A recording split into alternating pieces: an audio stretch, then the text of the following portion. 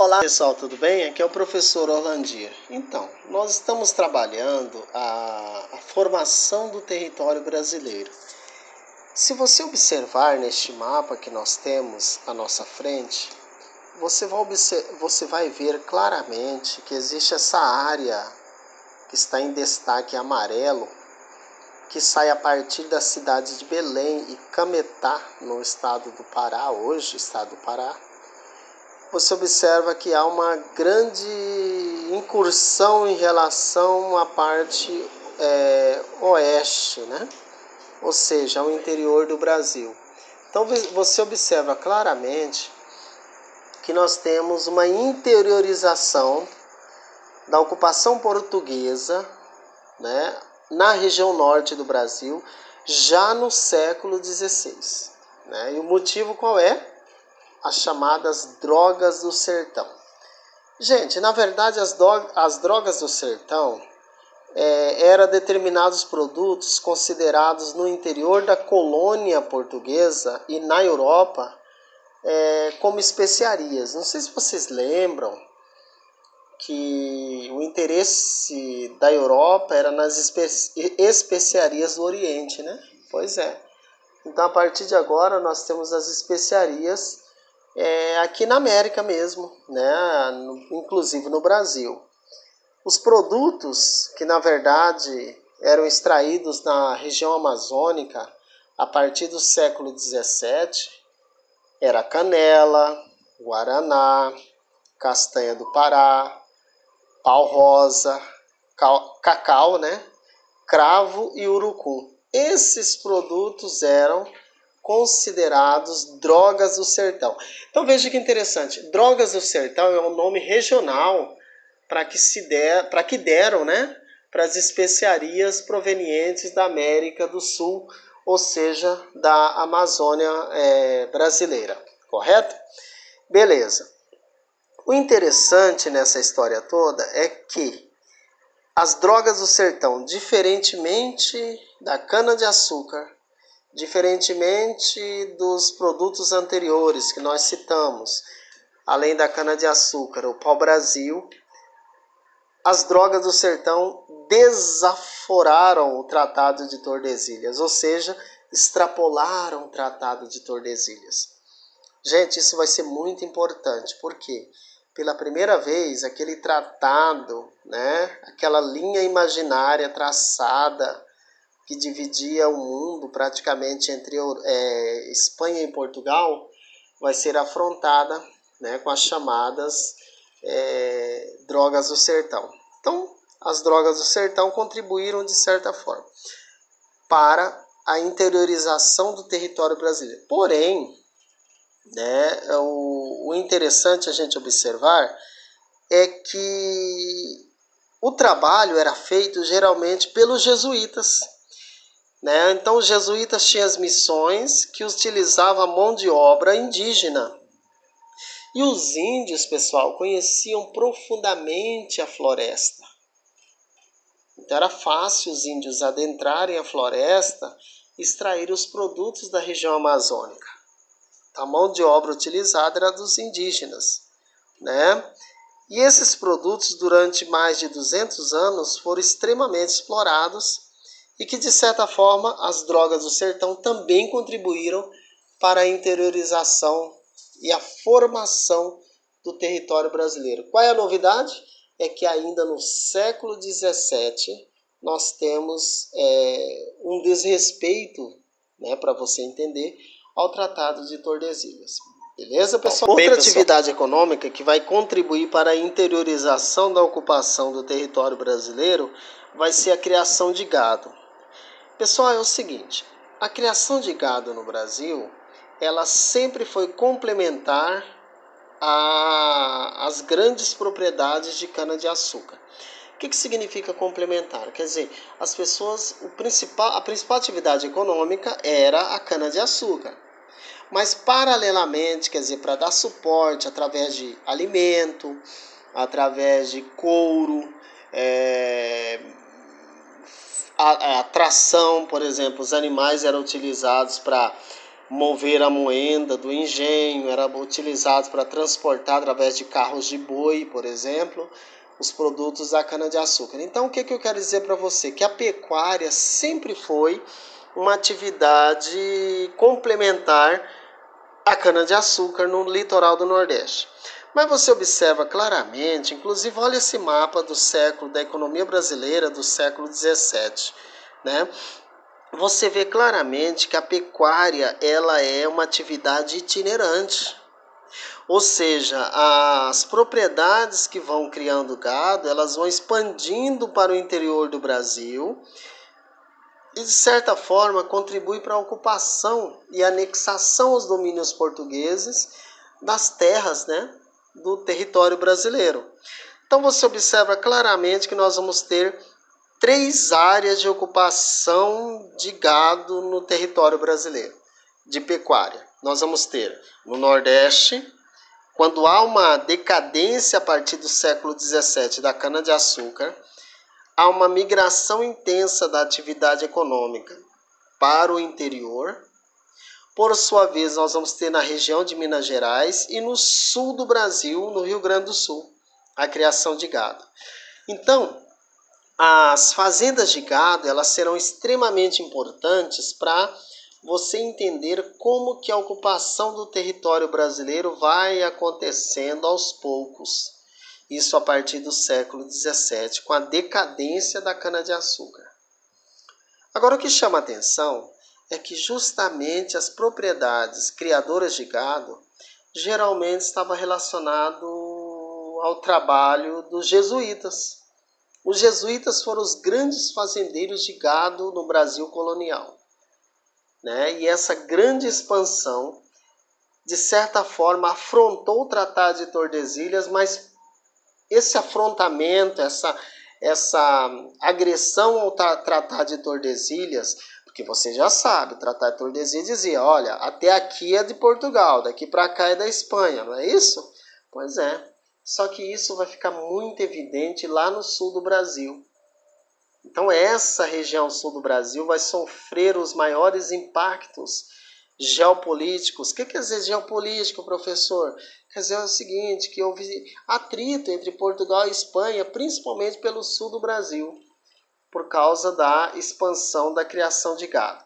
Mas enfim, o gado tornou-se uma atividade econômica importante a partir do século XVIII e XIX. Quando chega o século XIX, pessoal, nós vamos ter a criação de gado em áreas importantes do território brasileiro. Por exemplo, no Mato Grosso, que na época era Mato Grosso e Mato Grosso do Sul, então vamos chamar de Pantanal, tá? O Cerrado Mato-Grossense e também as regiões da Campanha Gaúcha, no extremo sul do Rio Grande do Sul. Além disso, o Nordeste brasileiro, o Sertão nordestino e o Agreste nordestino, o interior do Nordeste. Então nós temos basicamente no século XIX as áreas de ocupação por gado, justamente vai ser as áreas do sul do Brasil, do extremo sul do Rio Grande do Sul, Campanha Gaúcha. Nós vamos ter no Mato Grosso, no Pantanal, e depois no Cerrado, mas isso só mais tarde, e também na região do Sertão Nordestino e do Agreste. Beleza, pessoal? O que vai ser importante? A criação de gado também vai extrapolar o Tratado de Tordesilhas. Só que vai ter um porém, uma questão muito interessante. A criação de gado no Brasil, nesse momento, ela era feita a partir de gado solto. Então, o gado era solto em grandes extensões do território brasileiro. Quando o gado é criado solto, nós chamamos de pecuária extensiva. Esse tipo de atividade econômica, chamada de pecuária extensiva, não contribuiu para a formação de grandes cidades do território brasileiro. Vocês estão entendendo? Porém, contribuiu para consolidar a presença portuguesa além do Tratado de Tordesilhas. Quem mais ajudou nesse processo, assim como também ajudou lá nas drogas do sertão, foram os jesuítas através das missões religiosas, tá? Então, a criação de gado contribuiu, de certa forma, para expandir, para além do Tratado de Tordesilhas, os domínios de Portugal. Correto? Então é isso aí. Mas até hoje a criação de gado é uma atividade econômica importante no Brasil. Isso a gente não pode negar. Por exemplo, Mato Grosso é o estado que possui o maior rebanho bovino do nosso país, né? A cidade de Cáceres, por exemplo, é considerado o maior rebanho bovino, né, do país, de município. Ou seja, o município com o maior rebanho de gado, né, é o município de Cáceres. Vocês estão entendendo? Então, quer dizer, desde o século XVII, o gado, a criação de gado, tornou-se uma atividade econômica extremamente importante para a ocupação do interior do nosso território. Mineração, né? A mineração também é uma atividade econômica importante e que vai contribuir para a formação do território brasileiro, né? Inclusive, se você analisar, a mineração vem desde o século XVII, na região das Minas Gerais, onde hoje é o estado de Minas Gerais, correto? Então nós tivemos ali um atrito entre portugueses e paulistas, que é a guerra chamada de Guerra dos Emboabas, né? Então os portugueses, os paulistas descobriram ouro na região de Minas e automaticamente, a partir daí do século 17, nós passamos a ter uma nova atividade econômica importante. Essa atividade econômica vai ser o ciclo da mineração. Pois bem, na verdade, Minas Gerais vai ser durante o século 17 e 18 o estado dominante, né, a região dominante da extração de minérios. O que vai ser importante da mineração? Primeiro que a mineração faz criar a primeira elite verdadeiramente nacional, sem atrelamento à elite portuguesa. Então, pela primeira vez nós vamos ter uma elite local, né, que é a sociedade mineradora. A mineração, ela vai ter dois ramos importantes, um ramo em Minas Gerais e outro ramo em Mato Grosso e Goiás. O ramo de Mato Grosso e Goiás vai ser dominado pelos bandeirantes paulistas. Quem eram os bandeirantes paulistas? Na verdade, os paulistas perderam as áreas de mineração para Portugal na Guerra dos Emboabas, né? Então, a partir daí, Portugal ficou extremamente interessado na extração e na tributação, quer dizer, cobrando impostos, né, da extração de minérios na região de Minas, principalmente do ouro, no caso. E, de certa forma, os paulistas acabaram embrenhando no interior do Brasil, inicialmente para procurar índios para trabalhar como escravos, mas depois os paulistas, que eram chamados de bandeirantes, decidiram que seria melhor a extração de minérios. Então, assim, nós vamos ter dois núcleos de mineração importantes no interior do Brasil: as minas do Cuiabá e as minas de Goiás. As minas do Cuiabá e as minas de Goiás estão além do Tratado de Tordesilhas, quer dizer, os bandeirantes, de certa forma, consolidaram o domínio português através da mineração, né, não é verdade? Além do Tratado de Tordesilhas, quer dizer, extrapolaram, né? Não respeitaram o Tratado de Tordesilhas. É lógico que Portugal, de certa forma, fez vista grossas a esse movimento dos paulistas para a região de Mato Grosso e Goiás. É óbvio que sim, né? Mas você vai perceber que a partir de agora a extração de minério, inclusive, principalmente, logicamente, de ouro em Goiás e Mato Grosso, na verdade não existia Mato Grosso, tá, gente? Mato Grosso só vai existir depois. Existiam as minas do Cuiabá, que inclusive se escrevia com Y, Minas do Cuiabá, né? Que estava relacionada à região do rio Cuiabá, do rio Cochipó e assim por diante. Mato Grosso só vai surgir depois, quando surge, por determinação da coroa portuguesa, da criação de um outro departamento. As minas de Cuiabá pertenciam a São Paulo, a capitania de São Paulo. E aí criou-se uma área desmembrada da capitania de São Paulo com uma nova capital que deveria ser construída, que seria a cidade de Vila Bela. Aí que surge Mato Grosso. Então nós tínhamos Mato Grosso, no extremo norte, onde hoje é, né, Mato Grosso, o norte de Mato Grosso e o estado de Rondônia seria Mato Grosso.